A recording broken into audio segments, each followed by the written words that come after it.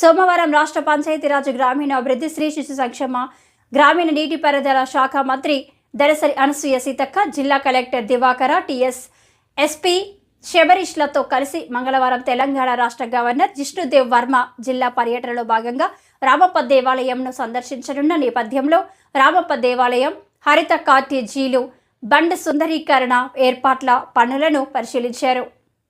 అంటే రేపు ఉదయం 11 గంటలకు మన రాష్ట్ర గవర్నర్ మరి మొదటిసారి తెలంగాణ రాష్ట్రంలోని వారి యొక్క మొదటి పర్యటన మన ములుక్కు రావడం చాలా సంతోషదాయకం. వెనుకబడ్డ ట్రైబల్ ప్రాంతాలలో వారి పర్యటన కొనసాగడం కూడా మేము మనస్ఫూర్తిగా స్వాగతిస్తూ ఉన్నాం. మరి ఆ ఏర్పాట్లలో భాగంగా వారి మొదటి ప్రోగ్రాము ఆర్ఎన్బి గెస్ట్ హౌస్లో మరి కాసేపు సేదతీరి అక్కడి నుంచి ములుగు కలెక్టరేట్కి వచ్చి అక్కడ ములుగు జిల్లా సమస్యల మీద రివ్యూ ఏర్పాటు చేసుకొని అక్కడి నుంచి మరి రామప్ప వరల్డ్ హెరిటేజ్గా గుర్తింపు పొందినటువంటి రామప్ప ఆలయంకి వస్తారు. ఇక్కడ నుంచి భూపాలపల్లి జిల్లాలో ఉన్నటువంటి గన్పూర్ మండలంలో కలిగినటువంటి కోటగుళ్ళను కూడా సందర్శిస్తారు. అనంతరం మరి అక్కడి నుంచి గోవిందరాపేట మండలంలో ములుగు నియోజకవర్గం ములుగు జిల్లాలోని గోవిందరాపేట మండలంలో కలిగినటువంటి లక్నవరం చెరువును సందర్శించి నైట్ హాల్ట్ అక్కడే చేసి ఉదయం 8 గంటలకు బ్రేక్ఫాస్ట్ తర్వాత మళ్ళీ వారు తిరిగి వరంగల్ నుంచి మిగతా హైదరాబాద్ చేరుకుంటారని తెలియజేస్తూ ఉన్నాం.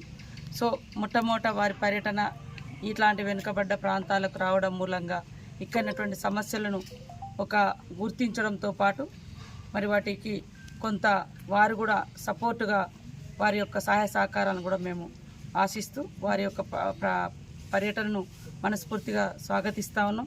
ముఖ్యంగా వారు వచ్చేటువంటి రెండు కూడా మరి టూరిజం ప్రాంతాలుగా వర్ధిల్లుతున్నటువంటి రామప్ప టెంపుల్ కానీ, అటు లక్నవరం కానీ, అటు భూపాలపల్లిలో ఉన్నటువంటి కోటగుళ్ళు కానీ ఇవన్నీ కూడా పర్యాటక కేంద్రాలుగా మరి కొనసాగుతున్నాయి. ఇంకా రాబోయే కాలంలో వారి యొక్క పర్యటనతోటి కూడా ఈ ప్రాంతాలకు మరింత గుర్తింపు వస్తుందని భావిస్తూ ఉన్నాం. అదేవిధంగా సెంట్రల్ గవర్నమెంట్ నుంచి కూడా కొంత సహకారం అందితే ఈ ప్రాంతాలు ఇంకా బాగా అభివృద్ధి చేసుకోవడానికి అవకాశం ఉంటుంది. కాబట్టి టోటల్ మా జిల్లా యంత్రాంగం, కలెక్టర్ గారు, అదేవిధంగా వారి యొక్క మిగతా అధికారులు, ఎస్పీ, హెల్త్, ఆల్ డిపార్ట్మెంట్స్ అంతా కూడా దాదాపుగా 3 రోజుల నుంచి వారి యొక్క రాక కోసం కావలసినటువంటి ఏర్పాట్లన్నీ కూడా మేము సిద్ధం చేసుకోవడం జరిగింది. ఈరోజు మరి నేను కూడా వారి యొక్క పర్యటన సందర్భంగా వారు పర్యటించే ప్రాంతాలలో ఏర్పాట్ల గురించి మేము కూడా ఇప్పుడు సమీక్షించుకోవడం జరిగింది.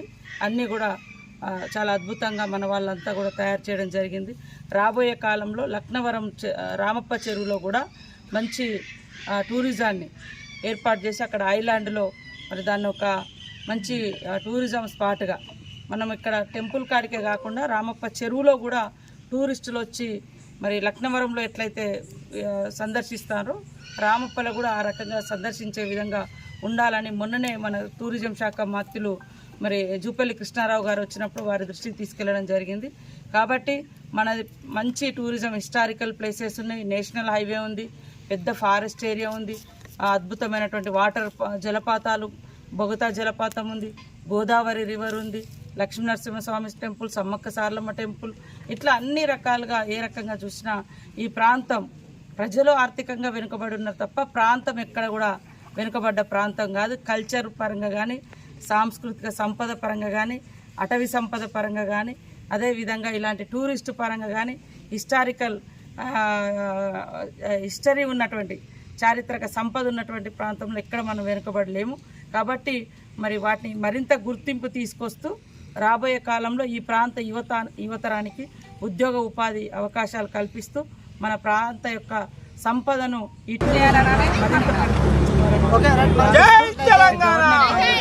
మేమందరం మనస్ఫూర్తిగా స్వాగతిస్తాం.